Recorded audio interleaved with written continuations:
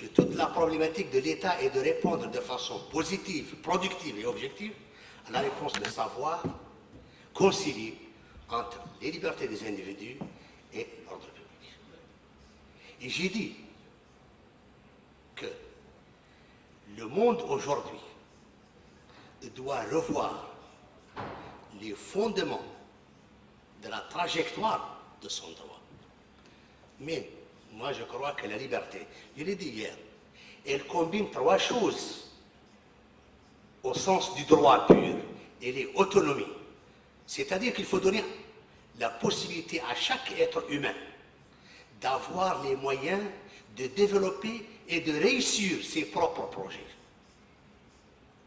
Donc, un travail doit être fait pour donner à chaque citoyen, dans un état de droit, les moyens matériels pour asseoir son autonomie.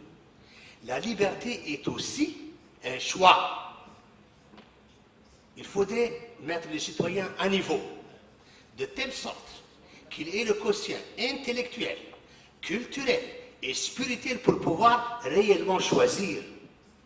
Parce que s'il est incapable d'avoir un quotient scientifique, et culturel ou intellectuel, il peut être, son choix sera dévoyé par les forces et les acteurs plus dominants que lui.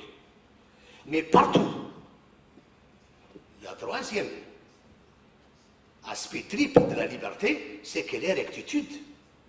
On n'a pas le droit dans un État démocratique de décréter que 1 plus 1 font 3, ni qu'au nom de son droit de liberté, dire ce qu'il veut.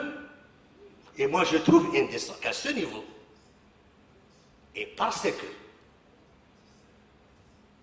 j'ai bien dit, et je pèse mes mots, qu'à un certain moment, il avait été possible de donner à certains, tu sais, il y a une loi qui interdit de donner à des partis politiques de se constituer. Alors, aujourd'hui, moi je suis chargé de la sécurité de ce pays.